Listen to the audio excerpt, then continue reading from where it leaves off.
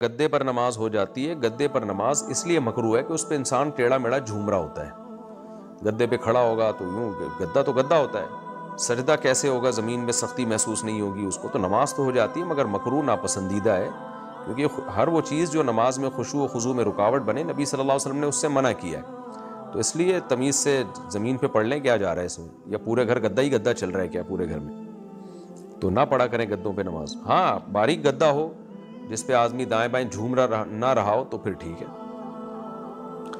Dubai سے کسی نے پوچھا اگر میاں بیوی رمضان میں ہم بستری کر لیں تو کفارہ دونوں پر لازم ہوگا یا ایک پر, اور بیوی کی رضامندی ہونے یا نہ ہونے کے حکم میں کیا فرق ہوگا, کفارے کے روزے کے بجائے صدقہ وغیرہ کر سکتے ہیں. اگر رمضان میں دونوں کا روزہ تھا, میاں کا بھی اور بیوی کا بھی, اور دونوں نے ہم بستری کر لی, ظاہر ہے دونوں ہی کریں گے ہم بستری, تو دونوں کا مطلب یہ کہ دونوں کی رضا سے ہوئی ہے, تو پھر دونوں پر کفارہ لازم ہے. 60 روزے لگاتار 60 روزے رکھنے پڑیں گے. صدقہ کفارہ سے یہ وہ جو دوسرا ہے, یعنی صدقہ وغیرہ نہیں کر سکتے, روزے ہی رکھنے پڑیں گے. صدقہ وہ کرے گا جو بہت بوڑھا ہو یا ایسا پیشنٹ ہو جس کو اب شفا کی امید ہی نہیں ہے, ایسا بیمار ہو کہ روزہ رکھنا اس کے بس میں ہی نہیں رہا, تو اس کے لیے پھر یہ کہ 60 غریبوں کو کھانا کھلا دے. نارمل ایک عام مرد اور عام عورت کے لیے 60 روزے ہی متعین ہے. گرمیوں میں نہیں رکھ سکتے, سردیوں میں رکھ لیں.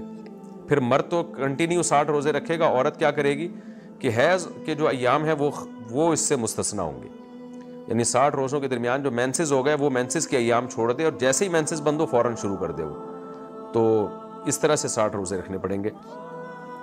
باقی یہ کہ مرد نے اگر عورت پہ زبردستی کی ہے, تو اگر زبردستی اس نوعیت کی ہے کہ عورت کے لیے ممکن ہی نہیں تھا بچنا, تو پھر تو عورت پہ کفارہ نہیں ہے. لیکن اگر ایسی زبردستی ہے, اس کو ڈانٹ ڈپٹ کر کے اس سے ہم بستری کر لی اور عورت پھر اس ڈانٹ ڈپٹ کی وجہ سے راضی ہو گئی, تو وہ بھی راضی ہی کہلائے گی, اس لیے کہ وہ جبر تو نہیں تھا نا, کوئی ایسا تو نہیں تھا کہ زبردستی اس کے ہاتھ پاؤں باندھ دیے ہو مرد نے, یا اس کو کوئی قتل کی دھمکی دے دی ہو, یا اس کو یہ کہ بے تحاشا مار پیٹ کی کوئی دھمکی دے دی ہو. اگر ایسا خوف نہیں تھا تو وہ یوں سمجھا جائے گا اپنی مرضی سے کی ہے اس نے, کیونکہ تھوڑی بہت رضا تو, یعنی تھوڑی بہت جو جبر تو وہ تو ہر بہت سارے کاموں میں ہوتا ہے. تو اس لیے اس میں جو ہے اگر زبردستی مرد نے یہ کام کیا ہے, اور زبردستی کا مطلب گن پوائنٹ پہ کیا, یا اس کو بالکل ہی وہ اس کے لیے کوئی راستہ ہی نہیں تھا بھاگنے کا, تو اس طرح سے زبردستی کر لیا, تو پھر تو صرف مرد پہ کفارہ ہوگا, عورت پہ نہیں ہوگا. لیکن اگر ایسا نہیں ہے تو صرف ہلکی پھلکی ڈانٹ ڈپٹ تھی, یا عورت راضی نہیں تھی, یعنی دل سے خوش نہیں تھی, لیکن شوہر کی کو خوش کرنے کے لیے یا شوہر کی ٹینشن سے بچنے کے لیے وہ بھی راضی ہو گئی, تو یہ رضا ہی کہلائے گی.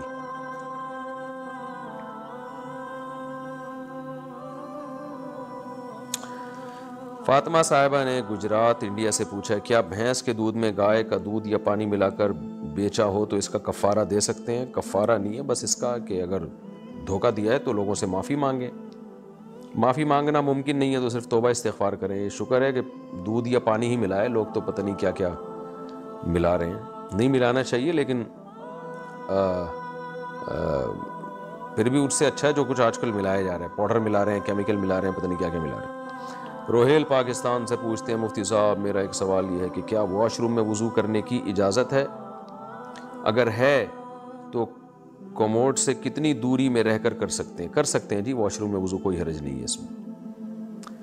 انڈیا سے کسی نے پوچھا ہے کہ شہداء کے بارے میں پوچھا ہے کہ وہ زندہ ہیں تو کیا ہماری بات سنتے ہیں؟ قبر پر سلام کرنے سے جواب ملتا ہے. دیکھیں شہداء جو ہوتے ہیں نا زندہ, تو قرآن نے ان کے بارے میں کہا وَلَٰكِن لَا تَشْعُرُونَ, ان کی زندگی کیسی ہے تمہیں شعور نہیں ہے. تو بس ہمارا عقیدہ ہے شہداء زندہ ہوتے ہیں, روح کا ان کی جسم سے بہت زیادہ طاقتور تعلق ہوتا ہے, اس کی نوعیت کیفیت ہمیں معلوم نہیں ہے, تو اس لیے اس بارے میں خاموش رہنا ہی بہتر ہے.